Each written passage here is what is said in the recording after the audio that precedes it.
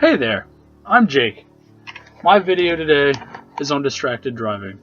And the reason that this is important to me is when I was a freshman in high school, there was a girl who was a junior that went to my school, and during the winter she was driving back to her house from a basketball game and ended up crashing into a tree and dying in a very gruesome and terrible accident that was remembered every year that I went to school. Kind of reinforced, don't do anything that distracts you while you drive. That may be kind of hard because what the government considers distracted driving includes texting, using your phone in any way, so get rid of that, eating and drinking, so you can't even have a water bottle when you drive. Understandable, all your attention needs to be on the road. You can't talk to passengers. Now, I know you may think, oh, what's the harm in that? But when you're engaging in conversation with other people, you're not focused on what you're doing at all. No grooming, so you shouldn't try to, shave or brush your hair while you're driving down the road. Reading, including maps, if anything, reading a map is way more distracting than reading any book.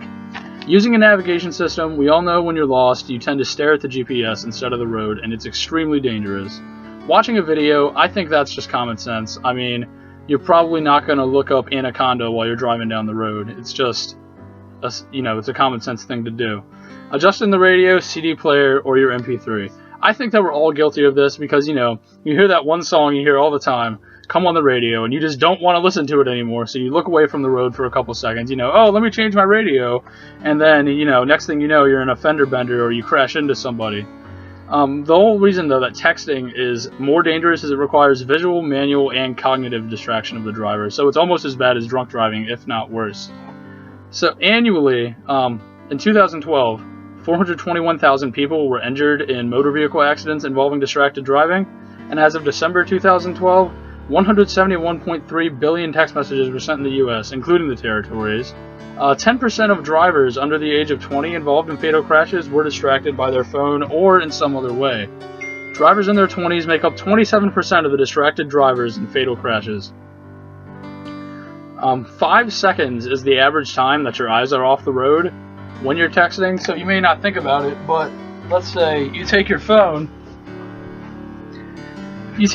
right? You're just driving down the road and you get a text and you look away and you're like, oh yeah, that's cool. Yeah, oh, well, let me add a few emojis in here, and by the time you look back up, bang, you hit a car. So it's just a bad time for everybody. Specifically, in the laws in Maryland, the laws are that there's a handheld ban for all drivers, which is the primary law. It used to be a secondary law, meaning that the cop would have to pull you over for something else first and then give you a ticket for distracted driving, but now they can just pull you over for having your phone to your face, which in my idea is hypocritical because you see cops doing that all the time. But there's also a ban on all cell phone use, handheld and hands-free for novice drivers, so if you're still in your provisionals or your learners, you can't use a phone in any way whatsoever, which I believe is a great idea. You have a ban on texting for all drivers, which is another primary law. You can't text at all. Don't text anyone. Don't text your mom, dad, girlfriend, boyfriend, nobody. It's completely illegal and highly dangerous. So as well as being illegal, distracted driving can also be extremely fatal. So next time you get a text when you're driving, don't answer it, because I'm sure that person will miss you a lot more if you were dead than if you just didn't answer their text. Thanks for watching, guys.